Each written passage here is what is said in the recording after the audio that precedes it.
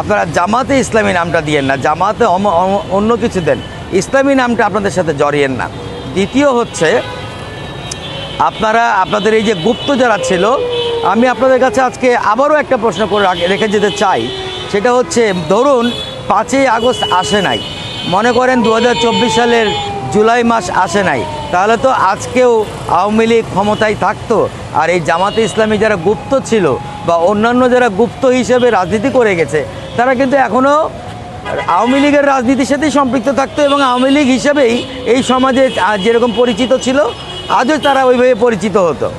তো এই ধরনের লোকগুলোকে ত্যাগ করে আমি জামাতকে বলবো নতুন প্রজন্মকে তাদের জামাতের শিক্ষায় শিক্ষিত করতে, তাদের আদর্শে আদর্শিত করতে এবং সামনের দিকে এগিয়ে যেতে। ধন্যবাদ।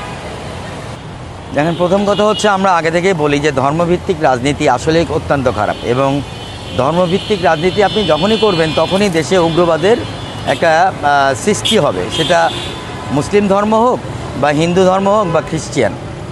এই অর্থে আপনি যদি বলেন যে জামাতে ইসলামী দলটা 5ই আগস্টের পরে আমরা দেখেছিলাম যে তাদের জামাতে ইসলামী দল হিন্দু ব্রাঞ্চ খুলেছে, তো তখনই একটা হাস্যরসের সুযোগ হয়ে গেছে এখানে। এবং জামাতে ইসলামী দলটা আসলে ইসলামের নাম নিয়েছে, কিন্তু আসলে মনে প্রাণে তারা কিন্তু 100% ইসলামী না, বা ইসলামের সকল কায়দা কানুন যে তারা মেনে চলে তেমনও না।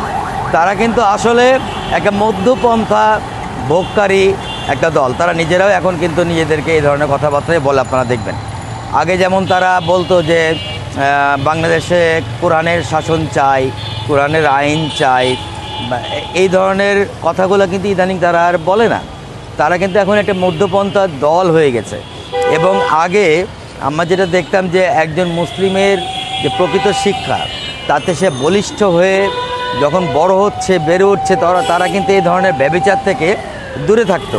কিন্তু আমাদেরকে মনে রাখতে হবে 17 বছর জামাতে ইসলামী না ক্ষমতায় ছিল, না তারা পলিটিক্সে ছিল, না তারা অন্য কোনো দলের কোনো কাজে লিপ্ত ছিল। অতএব এই 17 বছরে তাদের যে নেতাকর্মীরা ছিল তারা সবাই বিলীন হয়ে গেছে, ডিলিট হয়ে গেছে, আওয়ামী লীগের হয়ে গেছে, অন্যান্য দলে চলে গেছে, বিদেশ চলে গেছে।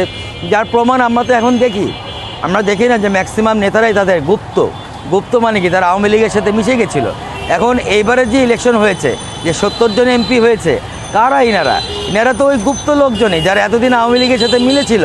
তা আওয়ামী লীগের যে রক্ত, যে আওয়ামী লীগের দেহে যে প্রবাহিত হয়েছিল, সেই রক্ত তো এখন এদের সাথে মিশে গেছে। কারণ এরা তো ওদের নুন খেয়েছে, ওদের লবণ খেয়েছে। তো ওদের লবণ যখন খেয়েছে, ওদের নিমক হালালি করেছে।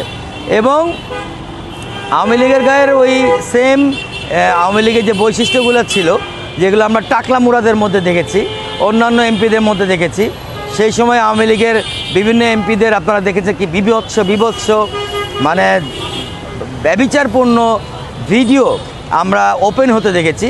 সেইগুলোই এখন আমরা এদের মধ্যে দেখছি। আমি জামাতকে একটা রিকোয়েস্ট করব, প্রথম কথা